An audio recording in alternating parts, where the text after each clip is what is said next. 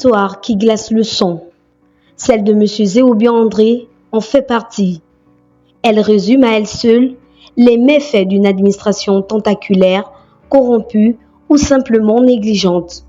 Une administration qui préfère laisser un citoyen mourir lentement plutôt que de faire son travail. M. Zéobian André n'est pas un homme ordinaire. Il est le fondateur et dirigeant d'une entreprise de microfinance. Il ne doit sa réussite qu'à lui-même. Pas d'héritage, pas de passe-droit, juste du travail, de la rigueur, de la discipline. Avec les années, il a constitué un solide patrimoine immobilier. En homme prévoyant, il décide il y a 13 ans d'ouvrir un compte dans une banque française affiliée à UGB Gabon, alimenté chaque mois par un virement permanent de 1 million depuis Libreville. Un placement réfléchi, destiné à ses vieux jours, à ses soins médicaux, à sa sécurité. Aujourd'hui, M. Zéo est malade, gravement malade. Il a besoin de liquidités pour se soigner. Il demande le rapatriement de son propre argent. La banque française confirme le transfert. Mais à Libreville, c'est le début du calvaire. Le gestionnaire du GB Gabon lui demande une série de documents à faire valider par le ministère du Budget et de la BEAC. Il s'exécute. Il fournit tout. Et puis, plus rien. Silence. Depuis 4 mois. 4 mois d'attente pour un simple cachet. 4 mois d'angoisse, de souffrance. Pendant que les services publics dorment, un homme respectable meurt à petit feu. De quoi? D'avoir cru au système bancaire, d'avoir cru à l'État. Est-ce cela le nouveau Gabon? Est-ce cela la refondation? Lorsqu'un citoyen est empêché d'accéder à son propre argent, ce n'est plus une lenteur administrative, c'est une agression, une mise à mort déguisée, un crime institutionnalisé. Où est le ministre du Budget? Où est le gouverneur de la BEAC? Pourquoi ce silence criminel? Pourquoi UGB agit-elle comme si elle était au-dessus des lois, de la souffrance humaine? Donc j'ai eu l'idée d'épargner un peu d'argent en ouvrant un compte à Paris. Donc, qu'est-ce qui se passait? Ou bien qu'est-ce qui se passe parce que le compte est toujours en mouvement?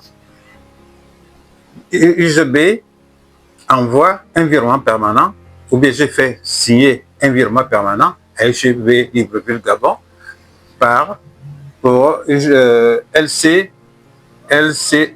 France depuis plus de 14 ans que je fais ça. Pourquoi? Parce que j'ai préparé ma retraite.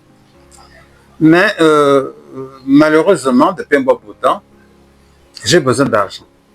C'est ainsi que j'ai pensé à rapatrier un peu de fonds qui étaient en France pour Libreville. Et qu'est-ce que j'ai fait? C'est le même compte qui rapatrie l'argent, c'est le même compte que j'ai demandé que l'argent vienne. Mais malheureusement, jusqu'à présent, je n'ai pas de suite favorable, donc je n'ai pas mon argent. Et qu'est-ce que je m'a demandé?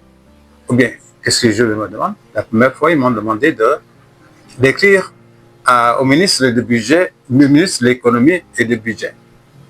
OK? Je l'ai fait. Et après, on m'a demandé d'écrire au directeur national de la BAC. Je l'ai fait. Mais par contre, jusqu'à présent, il n'y a aucune suite. Quand il y a des suites, c'est-à-dire, toujours jusqu'à présent, je n'ai pas cet argent. En un mot, je n'ai pas mon argent. Ça fait aujourd'hui 3 mois. Je suis obligé de dire comme les autres à la haute autorité du pays. Parce que nous sommes à la 5e République. Je ne sais pas si des situations comme ça, ou bien une situation comme ça, devrait encore exister. Surtout concernant un Gabonais que je suis. Et surtout que, comme je l'ai dit tantôt, je n'ai pas travaillé dans une administration, on dirait peut-être j'ai puisé dans les caisses de l'État et tout. J'ai travaillé de ma propre force et de ma pensée, de mon intelligence. Donc, j'ai besoin de mon argent. Pourquoi? Parce que c'est pour servir. M. Zéobian ne demande pas l'aumône. Il réclame ce qui lui appartient. Il veut vivre. Il veut se soigner. Il veut survivre dans un pays qui devrait le protéger.